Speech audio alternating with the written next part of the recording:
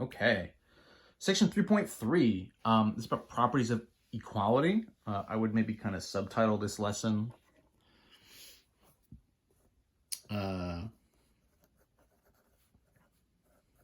one-step solutions to equations. We're actually going to solve some equations. So we did, right, 3.1, we sort of talked about how to modify and simplify algebraic expressions. We did some sort of word translations in 3.2, and so now we're sort of back to just sort of pure math stuff, and we're actually going to solve some equations. So what does that mean? A solution to an equation is a value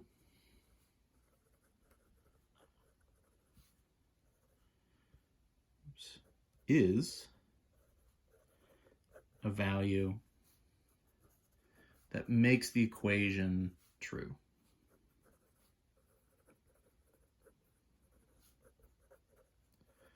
So the whole idea, right, is you have in an equation two different expressions that are equal to each other.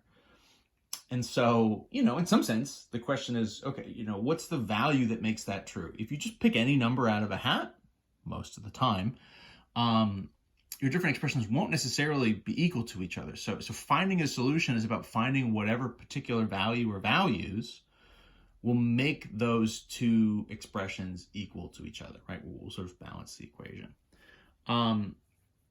So first and foremost, let's just go through what it would look like to check solutions to an equation, right? So is x equals 3 a solution to the equation 2x plus 1 equals 7? So what does it look like then to sort of check a potential solution? Well, what it looks like is a lot like what we've done in the past, which is where you're going to sub it in. Sub 3 in for x, anywhere there's an x in the equation, right? So that would be here, just one place. So that is 2 times 3 plus 1, right? Equals 7. We'll say question mark at this point, right? We're sort of trying to check it. This is simple enough math. You're probably yelling at the screen saying, yes, yes, yes, this is true, right? Because 2 times 3 is 6. 6 plus 1 is 7. So this one checks out. And it turns out x equals 3 is a solution for this equation. There's no reason for you to know this just yet, but this is an equation that has only one solution. And so, for example, if we test, what about x equals negative 3? Is x equals negative 3 a solution to the same equation, right? Can I just put any number in here? What we're going to see in this case is no. It really is just the positive 3 that's going to work. So let's check it. We'll see what that looks like. So what about if x is negative 3, right? So then that's negative 3 times 2 plus 1. This is now negative 6, right? Positive times negative plus 1. Negative 6 plus 1, right, is negative 5.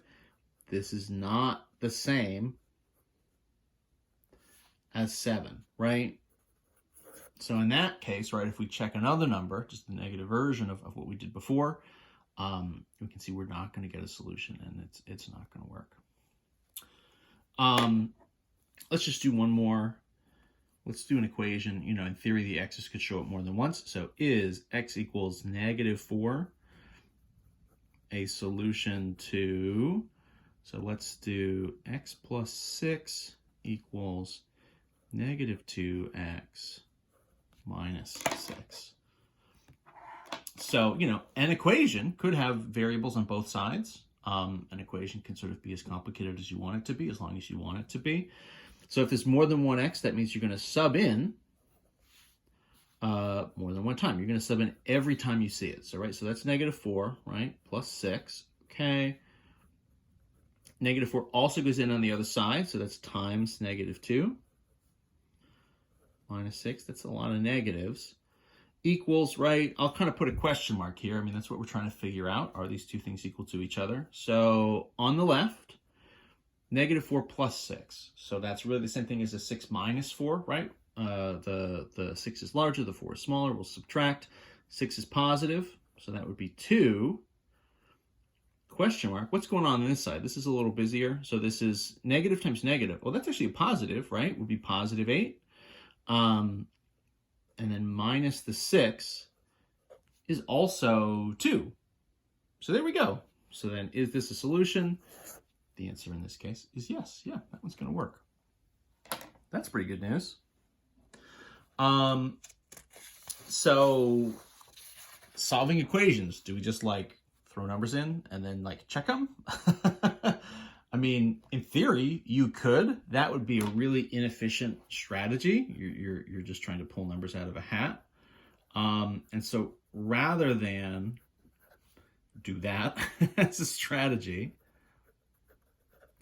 what we're going to do is consider a couple math properties of equations. So something what the book calls the addition property of equality. And so what this says is, so if, A is equal to B, then what we can do is say A plus any value C is going to be equal to the same thing on the other side, B plus that same value C. So that is, right, we can add anything we want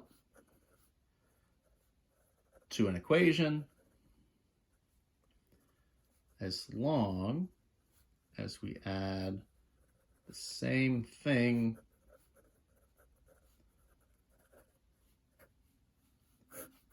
to both sides. So as long as, and again, this is where we come up with the idea of sort of, this sort of, people sometimes is keeping an equation balanced, right? I literally sometimes think of it as like a little balance beam or something, right? And so, if you're going to add 3 to this side, you're going to balance it by adding 3 on the other side and sort of keeping everything on the same level. And we'll see in a minute how that could actually be helpful.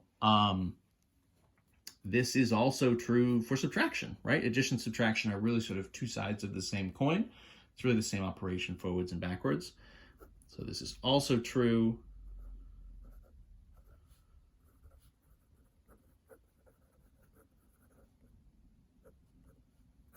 for subtraction, which is great. So that is,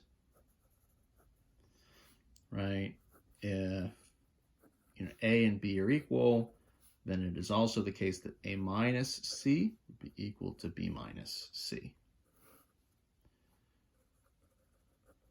Great. So how is this useful? So how are we going to use this? So let's look at a situation where we might use this. In general, so the strategy to solve an equation, so let me put an equation down here, right? So let's say I have x minus 5 equals 9 or something, right? The instructions will say solve for x, solve for x, find the value here that works. This is a short enough equation, you might be able to just kind of reason it out in your head and say, okay, something minus 5 is 9. What if I take away 5 from something and I end up at 9? Where did I start? You might be able to just sort of say, well, 14 probably, right? If it was take away in 5 and it was 10, it would have been 15, so kind of one less. You can kind of reason it out. That's not a great generic strategy. That's sort of a strategy that works if the numbers are nice and falls apart if the numbers are not nice, just relying on your intuition. So what I want to do is I'd like to sort of rearrange, kind of / rewrite, and get a version of the equation that's just x equals a number, right? And that number will be your solution, right? So if I can sort of rearrange this, if I can use this property, right, either adding to both sides or subtracting from both sides, if I can kind of use that and rewrite the equation and kind of modify it such that I get x equals number, that's going to be my solution. Then I've sort of solved it. So that's really my goal. This is what I'm going to try to do.